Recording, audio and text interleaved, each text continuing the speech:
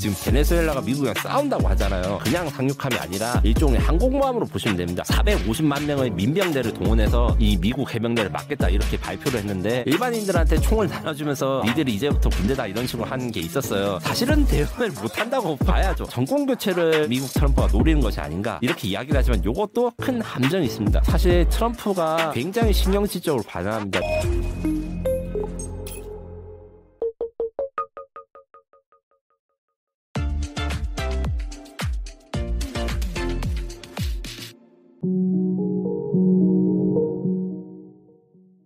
김민석 특파원님 모셨습니다. 안녕하세요. 안녕하세요. 네, 김민석 특파원님 모시고 또 최근에 전쟁까지는 아닌데 이 전장을 앞두고 있는 새로운 긴장감이 돌고 있습니다. 바로 이 미국 트럼프 행정부가 이 베네수엘라 앞에 뭐 미국 군대를 배치하고 있다, 뭐 조만간 전쟁이 일어날 수도 있다, 공격을 할 수도 있다 이런 식의 보도가 나왔습니다. 왜 갑자기 트럼프는 이 베네수엘라와 갈등을 빚는 걸까요? 네. 쉽게 말해서 결론적으로 트럼프는 베네수엘라 정부 자체를 인정하지 않고 베네수엘라 마두로 대통령을 마약 테러 카르텔의 보스로 취급하고 있습니다. 그래서 카르텔 디라솔라라고 태양의 카르텔의 두목이 마두로 대통령이다. 얘는 대통령을 인정할 수 없다. 이렇게 지목했고 현상금이 붙어 있어요. 마두로 대통령한테 원래 2,500만 달러의 현상금이 있는데 최근에 5천만 달러로 인상을 했습니다. 그리고 여기에서 이제 같이 이제 마두로가 왜 이렇게 문제냐, 얘가 그 마약 카르텔이 하는 이유는 트럼프가 베네수엘라가 미국으로 유입되는 펜타닐과 코카인 밀수의 대부분이 담당하고 얘들을 조져야지 미국의 마약 문제가 해결된다. 이런 식으로까지 이야기하기 때문에 이번 군사력 투입 문제가 드러난 것입니다. 아무래도 그 마약이라는 그런 또 이슈가 있기 때문에 또 이런 식의 긴장감이 고조되고 있다라고 볼 수가 있는데, 그렇다면은 트럼프의 주장대로 베네수엘라가 진짜 미국 마약 유입의 온상이라고 볼 수 있을까요? 솔직히 말씀드리면 많이 무리한 주장이다. 예, 요 정도로 평가할 수 있고요. 아예 개연성이 없는 건 아니지만은 좀 너무 확대 해석했다 그렇게 볼 수 있는 건가요, 그러면? 예, 그래서 제가 보고서라든가 미국 자료들을 조금 찾아봤는데 솔직히 말하면 왜 이렇게 이야기를 하지 좀 의문이 듭니다. 무슨 말이냐면 미국 정부 공식 데이터에서 미국으로 마약이 가장 많이 유입된 국가 멕시코와 과테말라입니다. 그도 그렇게 멕시코와 과테말라는 미국과 국경이 바로 맞닿아 있고 베네수엘라는 한참 떨어져 있거든요. 베네수엘라에서 마약이 유입되기 쉽지 않습니다. 실제로 2018년 기준에 미국 정부 CCDB라는 기관에서 마약이 어디에서 와서 유통되는가 이런 자료에 따르면 베네수엘라를 통한 코카인 양은 이제 연간 200에서 250톤인데 이게 어느 정도냐? 사실 200에서 250톤도 엄청난 수량이에요. 대한민국 기준에서는. 네네. 대한민국 1톤만 들어가도 진짜 난리가 납니다. 그런데 멕시코, 과테말라, 그중에 과테말라 같은 경우에는 1년에 1,400톤. 이야. 그래서 이제 단순 숫자만으로는 이제 과테말라의 4분의 1에서 5분의 1, 심하면 6분의 1 수준의 이제 마약의 그 유입 통로다. 그래서 마약이 가는 건 맞는데 훨씬 더 큰 애들이 많다. 그래서 이제 그 미국 언론들은 이렇게 표현하더라고요. 그 미국 전체에 유입되는 코카인의 10% 미만만이 베네수엘라에서 오는 건데, 아니 40% 50% 유입되는 걸 먼저 잡아야지 왜 10%를 잡는가, 이런 식의 비난 주장이 있고, 그래서 같은 주장이라면 사실 군대를 멕시코나 과테말라로 먼저 보내야 되는데 멕시코랑은 최근에 이제 관세 협상이나 이런 데서 많이 이야기를 하고 갈등을 하는데 쉽게 던지지 못하는 것 같아요. 요게 대해서 제가 좀 알아보는데 트럼프가 멕시코 대통령에 대해서 이제 굉장히 비난도 많이 하고 이제 관세 협상에서 불리하게 하는데, 그 트럼프가 또 엄청나게 심하게 하지 못한 또 다른 이유가 있습니다. 그 뭐냐면 멕시코를 때리고 싶은데 때릴 수 없는 이유. 트럼프 역시 히스패닉계의 지지를 많이 받습니다. 옛날에는 이제 트럼프 얘기 때는 트럼프는 뭐 백인들만 그다음 노동자 이렇게 하는데 히스패닉계도 이번에 이제 트럼프 이민 정책에 또 찬성하는 사람들이 꽤 많아서 무작정 멕시코에 대해서 폭격을 하겠다 이렇다 해서 이제 그 트럼프의 지지층이 오지 않거든요. 그래서 적당하게 톤을 조절해야 되는 부분이 있다 이렇게 말씀을 하더라고요. 그리고 펜타닐 같은 경우에도 펜타닐 원료 사실 다 중국에서 들어온 다음에 멕시코나 미국 현지에서 생산을 정제를 해서 하기 때문에 펜타닐도 베네수엘라에서 오는 양이 거의 없다. 그래서 마약 문제 때문에 베네수엘라랑 싸우는 혹은 거기에 대해서 비난하는 것 자체가 너무 이상하다 이렇게 이야기를 하고 있습니다. 그 미국의 진짜 의도는 무엇인지 좀 뒤에 있다가 좀 살펴보도록 하고 자 어쨌거나 이렇게 군사적 긴장감이 돌고 있는 상황인데 그렇다면은 미국이 실제로 이 베네수엘라에 투입하려는 군사력은 어느 정도 수준인가요? 네, 지금 미국이 공개한 전력은 총 6척의 군함이고 3척이 이제 전투함, 3척이 상륙함입니다. 알레이버크급 이지스 구축함이라고 해서 대한민국의 세종대왕함, 정조대왕함과 비슷한 7,000톤급 이상의 그 구축함이 있는데 요게 3척 USS 그레벌리, USS 제이슨 더넴, 그다음에 USS 샘슨 이렇게 있는데 요 3척만 해도 대한민국 이제 해군 전력의 한 10% 정도는 넘습니다. 그리고 여기다가 상륙함 그리고 핵추진 공격 잠수함 그리고 P8 포세이돈 해상 초계기가 있는데 이 중에서 특히 이제 좀 걱정을 하거나 사람들이 이게 전쟁이 나는 거 아닌가 고민하는 게 상륙함이에요. 상륙함이 이제 3척 USS 이오지마, USS 샌안토니오, USS 포트 로더데이 여기에 해병대 4,000에서 4,500명이 탑승해서 베네수엘라 해안 근처에 있는데 여기서 간단하게 상륙함 이야기를 하자면 상륙은 말 그대로 이제 바다에서 땅으로 병사들을 올려보내는 그런 역할을 하는데 이 중에서 USS 이오지마 같은 경우에는 그냥 상륙함이 아니라 일종의 항공모함으로 보시면 됩니다.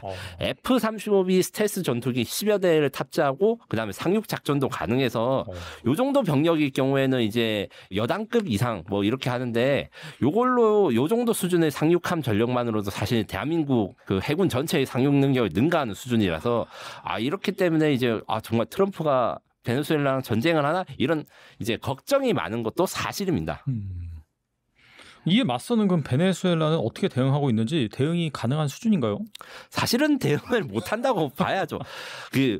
마두로 대통령이 이 말을 듣고 하는 게 됐든 450만 명의 민병대를 동원해서 이 미국 해병대를 막겠다 이렇게 발표를 했는데 이 450만의 민병대가 어떻게 나온 숫자냐면 그 차베스라고 이제 마두로 전임자가 이제 민병대 그러니까 정규군 군대 말고 일반인들한테 총을 나눠주면서 니들이 이제부터 군대다 이런 식으로 한 게 있었어요. 그것 때문에 이제 총기 공장도 설립하고 이랬는데 그런 민병대가 게릴라전을 해가지고 막겠다는데 사실상 이런 미국의 공습이라든가 이런 공격을 뭐 게릴라가 막는 건 불가능하죠. 이들은 뭐 소총 같은 걸 무장을 하기 때문에.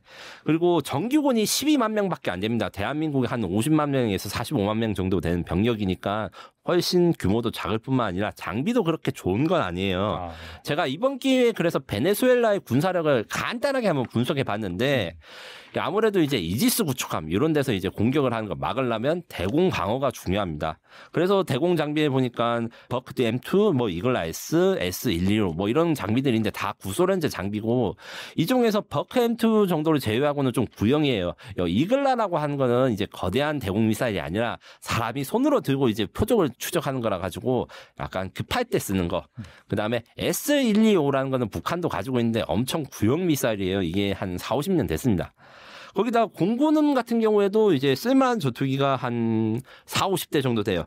F-16 구형이 15대 있으나 이제 미국이랑 사이가 안 좋아지면서 F-16 전투기가 미국제다 보니까 이게 과동이 제대로 안 되고 있고 쓸만한 전력은 러시아에서 수입한 수호이-30 MKV 23대가 이제 단데 이 정도 해서 40대도 안 되는 전투기로 이제 미국을 공격을 막는 건 불가능하다.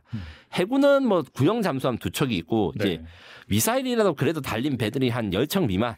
이러니까 그 10척 미만이 뭐 배가 큰 것도 아니에요.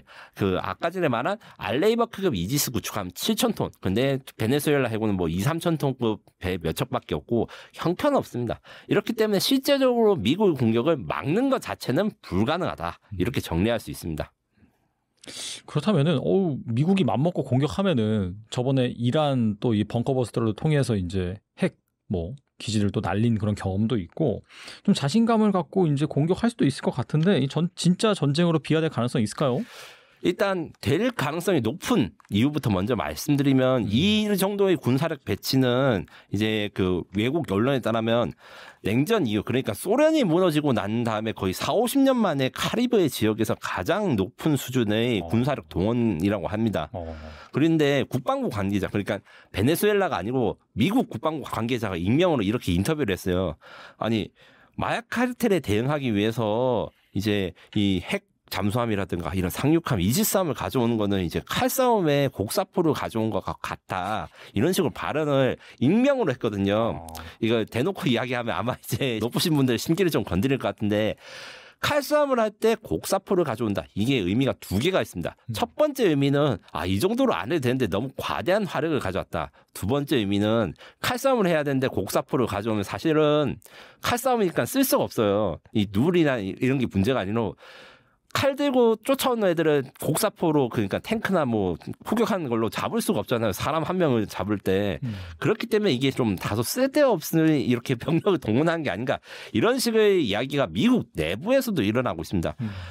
그리고 이제 이게 미국의 공습과 상륙을 막는 게 불가능하다고 했는데 그렇다면 이제 공습과 상륙은 된다. 근데 되고 나서가 미국의 군사력이 문제입니다. 4,500명 정도의 병력이 있다고 하는데 이 정도 병력으로 베네수엘라를 완전 점령하는 거는 명백하게 불가능하고 최소한 한국마음 3척에서 4척 그다음에 지금 상륙적의 3배에서 4배 정도의 병력이 돼야지 베네수엘라를 완전 점령할 수 있습니다.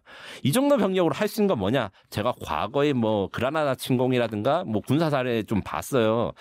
기껏 해봤자 평화 유지 활동 그러니까 베네수엘라가 이제 미국이랑 싸울 의지가 없을 때 미국 해병대가 이 정도 병력이 가면 거기서 평화 유지 활동 같은 걸 할 수 있는데 지금 베네수엘라가 미국이랑 싸운다고 하잖아요. 그래서 상륙은 가능해도 아까 전에 말한 민병대 450만 명 이들이 미사일 공격을 막는 건 불가능하지만 상륙한 미군들을 공격하면 4,500명의 미군이 아무리 잘 싸워도 450만 명을 이길 수는 없습니다. 이거.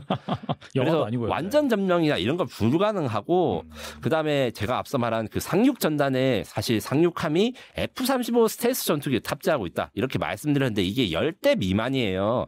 물론 F-35B 스텔스 전투기가 베네수엘라 공군의 수호의 30보다 훨씬 더 성능이 좋은데 아무리 성능이 좋아도 폭탄을 싣고 날르는데 10대 미만이면 폭격을 할 수 있는 양의 한계가 있다.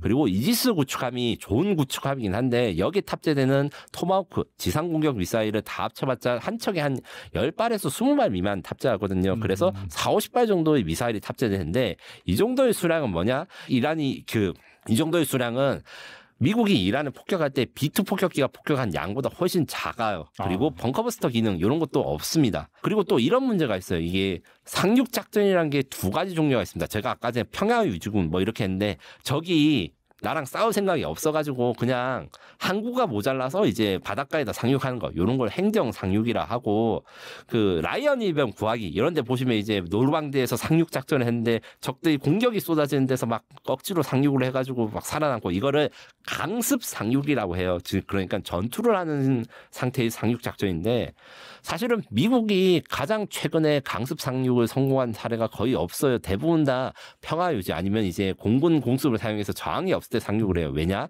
상륙 작전은 미국 해병대가 세계 최강이지만 그래도 힘든 겁니다.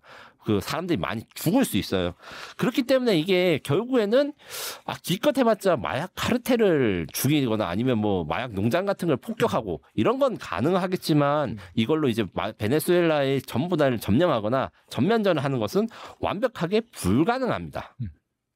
그렇다면은 여전히 그 해소되지 않은 의문이 그럼 트럼프 대통령은 왜 이렇게 사실상 전쟁이 불가능한 그런 상황에서도 그런 병력을 대치를 시켰을까? 분명히 압박을 통해서 얻어내는 목적이 있을 것 같은데 그 무엇일까요? 지금 트럼프의 대외 정책이라든가 군사적 행동 이런 거 생각했을 때 항상 특징이 있습니다. 뭐 자기가 이제 자랑스러워하기 때문에 좀 말에 어폐가 있지만 전쟁을 일으키지 않는다. 뭐 민주당은 맨날 전쟁을 일으키지 않는다. 이런 식으로 이야기를 하는데 이게 참 논리적으로 허점이 많은데 그렇다 해가지고 전면적으로 부정하기도 어려워요. 트럼프가 전면전을 일으킨 적은 없다. 그다음 이란을 폭격한 사건. 요것도 어떻게 보면 이제 트럼프가 나선 이유가 자기가 나서지 않으면 이스라엘이 이란에 핵 공격을 가하지 않을까 이런 데 우려가 있거나 아니면 이스라엘과 이란의 전면전을 막기 위해서 내가 대신했으니까 이스라엘 보고 더 이상 싸우지 마라. 이런 식으로 했던 태도가 어느 정도 있거든요. 물론 여기에 대해서 이제 트럼프는 공개적으로 밝히지 않아요. 이렇게 밝히면 또 타코라고 놀리니까.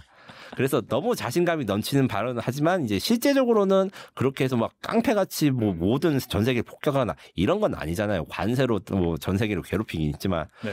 그렇기 때문에 지금 동원한 병력이 많긴 하지만 앞서 말씀드린 대로 전면 전쟁이 불가능하다. 그래서 군사작전의 한계는 암살 정도의 좀 한계라고 생각을 하고 그 특정 지역을 상징적으로 점령해서 그 베네수엘라의 특정 지역을 자기 컨트롤 안에 놓았다. 요 정도까지는 가능하다. 이것 때문에 지금 미국 언론에서 이제 왜 이렇게 병력을 동원하느냐 해서 지금 주된 이론은 사실 레짐 체인지설입니다. 레짐 체인지라는 게 뭐냐면 정권을 바꾸겠다. 마두로 정권을 끌어내고 새 정부를 만들겠다 이런 건데 그 백악관 대변인 중에 이제 아주 젊으신 분이 있어요. 캐롤라인 레빗이라는 분인데 이거는 앞서 말한 대로 이분이 대놓고 마두로 정권은 합법적인 정부가 아니라 베네수엘라의 그 마약 카르텔 테러범 중에 하나다 이렇게 명시를 했고 이 말인 즉슨 합법적인 정부는 그럼 어디 있느냐 없거든요. 그래서 합법적인 정부로 정권 교체를 미국 트럼프가 노리는 것이 아닌가 이렇게 이야기를 하지만 이것도 큰 함정이 있습니다. 정권 교체 해봤자 대안이 없어요. 물론 지금 병력보다 더 많은 병력을 하거나 뭐 아니면 베네수엘라 내부에 마두로를 무력등이라는 반군이 많아가지고 이래 있으면 이제 지금 병력 그러니까 4,500명의 해병대로도 정권을 무너뜨릴 수 있어요. 베네수엘라 안에서 뭐 반대파가 많으면 근데 그렇지 않거든요. 그러면 병력을 많이 세워주면 지금보다 이제 더 많은 병력을 투입하면 베네수엘라의 완전한 정권 교체가 되는가? 이것은 이제 부시 행정부 때 테러와의 전쟁 때 이제 2차 이라크전으로 해서 이제 독재자 그러니까 이제 후세인 정권을 무너뜨리고 나서 다시 세울 정권이 없으니까 굉장히 고생했거든요. 맞아요. 그래서 대안이 없습니다.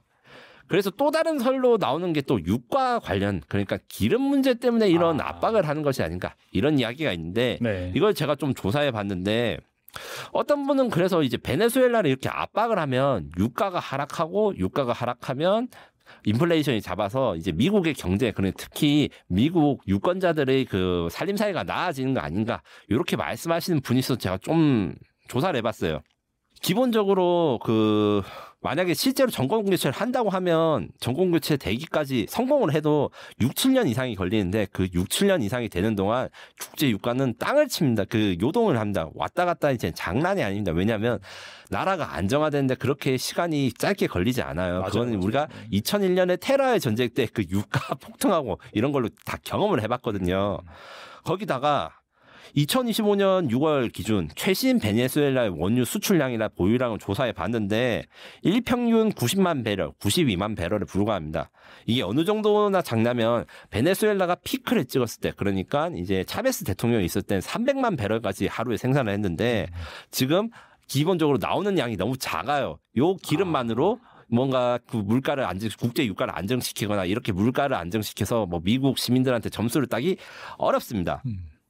그래서 제가 생각하는 거는 이 두 가지가 있는데 첫 번째 설은 이제 그냥 중국과 러시아에 대해서 견제 이제 비방송용으로 개인 세일을 논다. 그러니까 마음대로 하지 못하도록 방해를 하거나 아니면 좀 불편한 점을 만들어 가지고 행동에 제약을 준다. 이런 설이 저는 이제 일단 생각해 볼 만합니다. 왜 그러냐면 지금 현재 베네수엘라 석유는 물가에 영향을 주지 않는다 미국에 이렇게 말씀을 드렸잖아요. 그 이유 중 하나가 이미 베네수엘라 석유 수출의 90%는 중국으로 갑니다. 그래서 2025년 6월 기준에 이제 전체 베네수엘라 석유 기준의 90%가 중국 혹은 중국인 트레이더가 사가는 물량이에요. 그래서 베네수엘라를 공격하게 되면 이제 유가 생산이 줄어들면 피해를 어디가 보냐? 중국이 받습니다. 거기다가 이제 2025년 4월 올해 3월에 트럼프가 베네수엘라산 원유 수입국에 25% 관세 부과를 발표했거든요. 그래서 니네들은 베네수엘라를 그림을 수입하지 마 이렇게 딴 나라들한테 협박을 했기 때문에 그래서 그때 당시에 이미 10% 이상 국제 유가가 급등을 했거든요. 그런 거 생각하면 지금 실제로 공격을 한 걸 하면 여기서 다시 더 유가가 올라가는데 대신에 미국 고객 그러니까 미국 공장들은 이 베네수엘라산 원유를 쓰지 않고 중국 공장들이 베네수엘라산 원유를 쓰니까 중국의 제조업이라든가 산업에는 타격이 올 수 있다.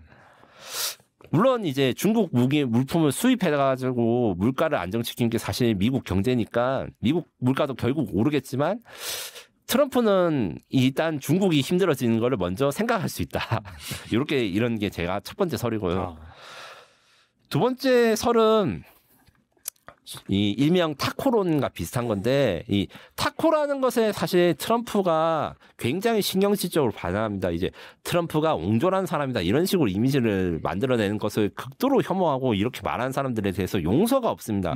그래서 외교 무대에서나 이런 데서 트럼프가 뭐 이런 쪼잔한 일을 한다, 옹졸하다는 말하는 것은 절대 금기가 되어 있고, 거꾸로 이야기하면 트럼프는 이제 전쟁이나 전면전으로 자신의 권위를 세우기는 굉장히 싫지만 자신의 권위를 세우기 위해서 이 아주 국소적인 군사작전을 하는 것을 선호한다. 그 상징이 앞서 말한 이란을 B2 폭격기로 폭격한 거, 이 폭격을 하면서 미국의 군사력이 얼마나 크고 이런 거에 대해서 이제 자랑을 많이 했거든요. 뒤에 설명한 이제 한미 정상회담에서도 그 이야기 또 꺼냈더라고요. 그렇기 때문에 멕시코 마약 카르텔을 본격적으로 싸운다 이러려면 사실 상륙함 10척에서 12척 혹은 그다음 대규모 공수, 그리고 멕시코 정부와도 전면전을 벌여야 될 수가 있습니다. 마약 카르텔들이 군사력이 너무 강하기 때문에 그냥 정밀 타격 이런 걸로 해결할 수가 없고 대규모 폭격을 가야 되는데, 아무리 범죄자를 공격하기 위한 거지만 멕시코 정부가 이것을 허용하거나 감내할 수가 없어요. 진짜 몇만 명이 죽어야지 멕시코 마약 카르텔이 없어지는데 몇만 명이 더 죽어도 안 될 수도 있어요. 그렇죠. 네. 그거를 이제 멕시코가 그래 우리 범죄자들이니까 니들이 좀 대신해줘 이렇게 할 리가 절대로 없거든요. 콜롬비아도 비슷한 문제가 있습니다. 그래서 멕시코와 콜롬비아를 건드리기 너무 힘들고, 과테말라도 비슷한데, 행정부에서 그 트럼프는 사실 2기 트럼프 초기에는 멕시코에 대해서 마치 공격할 것처럼 이야기를 많이 했는데, 그새에 이제 실무자, 그러니까 국방부라든가 정보기관에서 만류를 했을 가능성이 높고, 그럼 대안을 제시해달라 할 때 원래부터 멕시코나 이제 과테말라 이런 데는 미국 정부랑 사이가 좋고 무역 관계가 많거든요. 근데 베네수엘라는 유고 차베스 정권 때부터 미국과 각을 세웠기 때문에 경제 관계라든가 유가에 거의 영향을 미치지 않아요. 쉽게 말해서 군사 작전에도 직접적으로는 미국 경제에 영향이 안 가니까 트럼프 밑에 있는 관리라든가 아니면 그 분석가들이 미국 제발 멕시코를 공격하지 말고 이 콜롬비아 공격하지 말고 여기부터 먼저 해라. 여기가 제일 미국에 가는 피해가 적다. 이런 걸 위해서 나온 단순한 전략이라고 볼 수 있습니다. 저는 사실 어떻게 생각하냐면 트럼프의 정책이나 이런 거에 대해서 굉장히 분석도 많이 하고, 제 에비에이션 위크 본사가 워싱턴 DC에 있어서 그 일을 하다가 가끔 선배들한테 메신저로 물어보고 뭐 미국에 어떻게 생각하는지 이렇게 생각을 합니다. 네. 그때 이야기한 게 항상 조심해야겠다는 게, 트럼프가 아무 생각이 없는 것도 아니지만 그리고 치밀하게 생각하는 것도 아니다. 이게 무슨 말이냐면, 트럼프가 막 막말이라든가 무리한 행동, 기존의 국제 질서에 반한 행동을 굉장히 많이 하지만 그 결론은 항상 미국의 국익과 미국의 이익에 부합이 되는 걸로 합니다. 즉 특히 미국 경제, 그러니까 미국 물가를 잡고 생활 물가라든가 이런 것들이 전쟁이라든가 전비 지출, 뭐 해외에 과도하게 돈을 퍼주고 이런 것들을 극도로 경계하고, 이것에 대해서 미국 국민들은 지지를 보내고 있거든요. 트럼프가 이상하지만 그래도 결국 미국한테 이로운 일을 해줄 거야. 이런 것들이 지금 일명 마가의 핵심이거나 핵심 정신이라 볼 수 있습니다.